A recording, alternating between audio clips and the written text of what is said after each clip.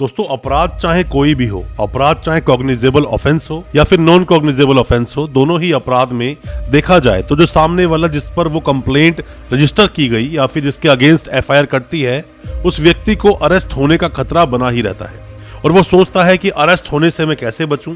कई बार वो anticipatory bail की तरफ जाता है, कई बार अलग अलग रेमेडीज को इस्तेमाल करता है, मैं कैसे उस केस से निकल जाऊं या किस तरह से मैं बचूं उस अरेस्ट से। पर जरूरी नहीं कि आपके पास अगर कोई नोटिस आया 41A का तो पुलिस आपको अरेस्ट ही करेगी। हाँ, वो बात अलग है कि आपके किसी भी केस में अगर इन्वॉल्वमेंट है तो पुलिस आपको अरेस्ट जरूर करेगी अगर पुलिस के पास कोई भी रीजनेबल डाउट है या रीजनेबल कोई भी स्ट्रॉन्ग एविडेंसेस हैं आपके अगेंस्ट, और फिर भी 41A में आपको बुलाया गया तो पुलिस आपको अरेस्ट भी कर सकती है।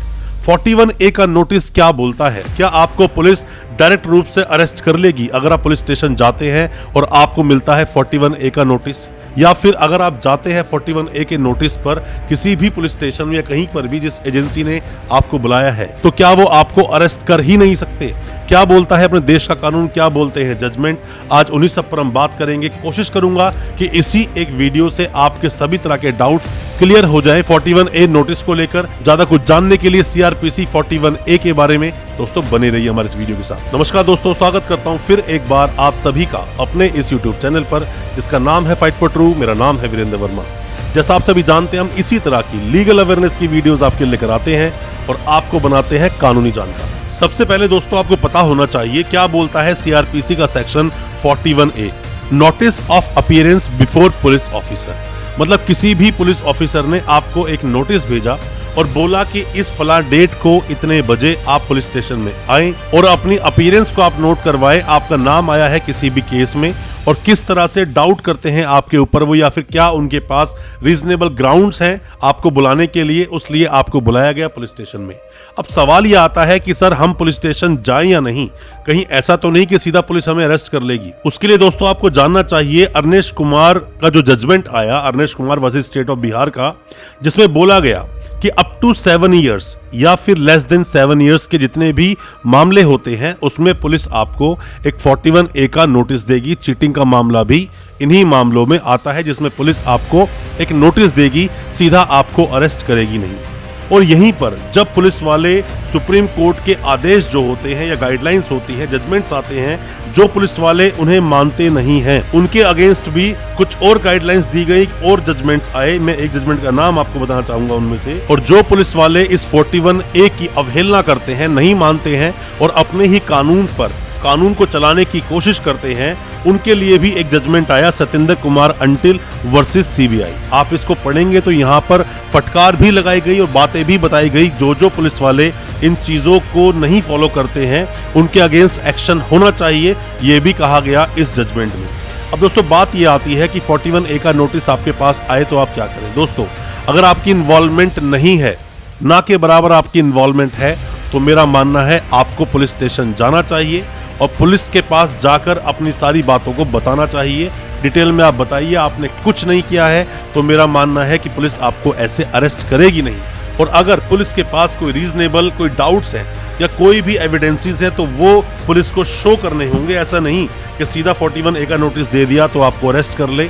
और ऐसे बहुत सारे मुकदमों में, ऐसे बहुत सारे मामलों में देखा गया है कि 41A का जब नोटिस आया और जब वो व्यक्ति गया पुलिस स्टेशन में तो पुलिस ने उसको बिठा लिया, पुलिस ने उसको अरेस्ट कर लिया, ऐसा भी देखा गया है। एंटीसिपेटरी बेल के लिए सीधा चले जाना, अगर आपके पास 41A का नोटिस आया है तो मेरा मानना है सीधा ही आपको 41A का नोटिस मिलते ही एंटीसिपेटरी बेल नहीं लगानी चाहिए। अगर आपको लगता है कि नहीं ये मामला बिल्कुल ही गलत है और मेरे अगेंस्ट जो कार्रवाई हो रही है वो नहीं होनी चाहिए, बिल्कुल झूठा फर्जी मामला है, तो आपको क्वेश्चनिंग में जाना चाहिए। किसी भी हाईकोर्ट में जाकर आप 482 में जो आप क्वेश्चनिंग एक लगाएंगे उससे आपको केस बाहर निकाला जा सकता है। 41A के नोटिस का पालन आप करें, क्योंकि पालन आप अगर नहीं करेंगे तो उसके बाद में अरेस्ट वारंट इशू होगा, 82 की प्रोसीडिंग भी आपके अगेंस्ट चला दी जाएगी। 82 क्या होता है, भगोड़ा कब करार देते हैं, उस पर डिटेल मैंने वीडियो बनाया है, उस वीडियो को आप देख लेंगे तो बेहतर होगा। और आपके साथ 41A जैसी कोई घटना अगर हुई है, आपके पास कोई नोटिस आया है, उसके बारे में आपका क्या था एक्सपीरियंस या क्या बताना चाहते हैं, कमेंट बॉक्स में जरूर बताना, हमें उसका भी इंतजार रहेगा। हो सकता है उन चीजों से और लोगों को कुछ सीखने को मिले। अब दोस्तों होता क्या है, कब कब आपके पास 41A का नोटिस आता है। मान लीजिए कि कोई भी एफआईआर हुई, एफआईआर में आपका नाम है और मामला था जिसकी क्या कैद जो होती है, मतलब सजा जो होती है 7 साल तक या फिर 7 साल से कम थी, वहां आपको 41A का नोटिस आएगा। या फिर जिस एफआईआर में आपका नाम तो नहीं पर आपका नाम पुलिस के सामने आपका नाम आया और संदिग्ध हो आप उस केस में, तो भी पुलिस आपको 41A का नोटिस देगी। या फिर कोई भी अपराध जो हुआ, उस अपराध को रोकने के लिए आपका कोई नाम आ गया किसी भी अपराध में, अब उस अपराध को रोकना है पुलिस को, तो वहां पर भी 41A का नोटिस आपको सर्व कर दिया जाएगा और आपको पुलिस स्टेशन जाना होगा।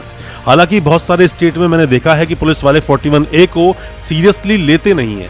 बस उनका काम यह है कि अगर एफआईआर कटी है सीधा तरीके से अरेस्ट कर लो। ऐसी अगर कोई अरेस्ट होती है तो ऐसी अरेस्ट का आपको चैलेंज करना चाहिए, आपको हाई कोर्ट तक जाना चाहिए और ऐसे पुलिस वालों के अगेंस्ट कंप्लेंट भी आपको हालांकि करनी चाहिए, क्योंकि पुलिस भी बाउंड है उसी तरह से कानून को फॉलो करने के लिए, उसी तरह से कानूनी प्रोसीडिंग्स को फॉलो करने के लिए जैसे बाकी लोग हैं। 41 हो या 41A हो, एसेंशियल पार्ट बन जाता है आर्टिकल 21 का। आपकी आज़ादी, जो आपकी दैहिक आज़ादी जो है, स्वतंत्रता जो आपको मिली है, आप स्वतंत्र हैं, ऐसे ही कोई आपकी आज़ादी छीन नहीं सकता। तो आपका जो आर्टिकल 21 है वो भी यहाँ पर हिट करता है। अब दोस्तों बात ये आती है कि 41A का नोटिस आपको सर्व किया गया, 41A का नोटिस पुलिस वाले ने आपको दिया, अब आप क्या करेंगे उसमें? दोस्तों सबसे पहले आप ये बात मानिए कि जो भी कुछ लिखा है 41A के नोटिस में उसका आपको पालन करना चाहिए। आपने कोई अपराध नहीं किया है, आपका नाम आया है तो आपको जाना चाहिए और आप पूरी बात आपको बतानी चाहिए पुलिस वाले को। ऐसे ही पुलिस आपको अरेस्ट करेगी नहीं। बट बहुत जगह ऐसा भी देखा गया है कि पुलिस को आप पूरी बात बताते हो, उसके बावजूद भी पुलिस आपको अरेस्ट करती है। यहाँ पर एंट्री होती है आपके वकील साहब की, जो आपको थाने से आसानी से निकाल कर ला सकते हैं।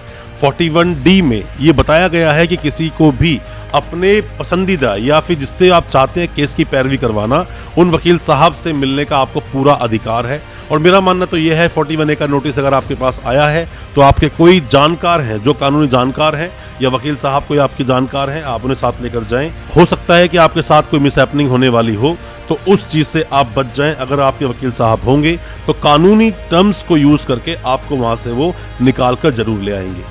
हालांकि 41A के तहत सीधा पुलिस ऐसे आपको अरेस्ट करेगी नहीं, और अगर सीधा आपको अरेस्ट करती भी है तो पहले आपको उसका रीजन बताना पड़ेगा, आगे भी रीजन लिखकर देना होगा कोर्ट में कि क्यों उस व्यक्ति को अरेस्ट किया है। और कई बार दोस्तों ऐसा भी होता है कि जहां पुलिस आपको सीधा अरेस्ट नहीं कर सकती और पुलिस अरेस्ट करती है, जैसे कि हमारे केस में ऐसा हुआ था कि सिर्फ चीटिंग का मामला था, उसमें सीधा एक बार पुलिस दूसरे स्टेट की दिल्ली आई। दिल्ली आने के बाद जैसे मजिस्ट्रेट साहब के सामने पेश किया तो मजिस्ट्रेट साहब ने ही वो जो अरेस्ट हुई तो उसका अरेस्ट का होने नहीं दिया और बोला कि पहले आप 41A का नोटिस सर्व कीजिए, उसके लिए इन्वेस्टिगेशन ये ज्वाइन करें, उसके बाद ही आप अरेस्ट करें, ऐसे सीधा आप अरेस्ट ना करें। ऐसे अगर कोई पुलिस आपको अरेस्ट करती है तो यहाँ पर आपके वकील साहब आपकी मदद कर पाते हैं। बस वकील साहब को आपके पूरे मैटर के बारे में पता होना चाहिए, क्योंकि 41A की अवहेलना करना पुलिस को भारी पड़ सकता है और इन बातों को आप खड़े होकर कोर्ट में बोल पाओगे नहीं। यहाँ आपके वकील साहब ही आपकी मदद कर पाएंगे। अब दोस्तों यहाँ बहुत बार आप लोग भी गलतियां करते हो, जैसे कि नीम हकीम खतराए जान जिसे बोलते हैं, मतलब कि कुछ ऐसे लोग जो कानून के बारे में सही ढंग से या पूरी बात को जानते नहीं है, उनकी एडवाइस में आकर आप फरार हो जाते हो और यहीं से आपके साथ प्रॉब्लम्स और ज्यादा बढ़ जाती हैं, प्रॉब्लम्स का सामना और ज्यादा आपको करना पड़ता है। और जब पुलिस आपको अरेस्ट करती है 41A का नोटिस देने के बाद भी, तो यहाँ वैलिड रीजंस बताती है। रीजंस क्या हो सकते हैं? जैसे बोलते हैं कि सर अगर इसको छोड़ दिया तो यहाँ पर वो एविडेंसेस के साथ छेड़छाड़ कर सकता है या एविडेंसेस को गायब कर सकता है, ये भी रीजन हो सकता है। फरार होने का खतरा है उस व्यक्ति का जिसको 41A का नोटिस दिया था, वो भी आया तो है पर हमें उस पर शक है वो फरार हो जाएगा, ये कहकर भी पुलिस काफी बार अरेस्ट कर लेती है। अगर हमने इसको यहाँ से छोड़ दिया तो गवाहों को जाकर डराएगा, धमकाएगा, इंड्यूसमेंट करेगा या फिर किसी भी तरह से अपनी साइड ले लेगा और केस पर पूरा प्रभाव पड़ेगा। ये भी एक बात होती है पुलिस की कई बार, और ऐसी कई सारी संभावनाओं को सामने पुलिस ले आती है जिनको दिखाकर पुलिस वहां पर उस व्यक्ति को अरेस्ट कर लेती है जिसको 41A का नोटिस दिया था। हालांकि सीधा आपको एंटीसिपेटरी बेल की तरफ नहीं भागना चाहिए। अगर आपके अगेंस्ट कुछ भी नहीं है, क्वेश्चनिंग पे जाओ, आपको रिलीफ मिल जाएगा। या फिर एंटीसिपेटरी पे आपको जाना है और आपको लगता है कि एंटीसिपेटरी से आपको रिलीफ मिल जाएगा, एंटीसिपेटरी का भी आप इस्तेमाल कर सकते हैं, प्रावधान है आपके पास। पर मेरा मानना है इन सब चीज़ों को करने से पहले किसी भी अच्छे कानूनी जानकार से सलाह आप ज़रूर लें। सलाह ले लेंगे तो मेरा मानना है कि जो अरेस्ट या फिर आगे जाके प्रॉब्लम्स आपके साथ बढ़ सकती हैं, उन सभी समस्याओं से आप बच सकते हो। आपके साथ जो प्रॉब्लम्स हो सकती है उनका निवारण या फिर उनका हल आपको आसानी से मिल सकता है। दोस्तों, आप क्या जानना चाहते हैं? क्या आपको कभी 41A का नोटिस मिला है, या आप जानना चाहते हैं किसी पुलिस वाले ने आपके साथ गलत किया, कंप्लेंट उनकी आप कैसे करेंगे?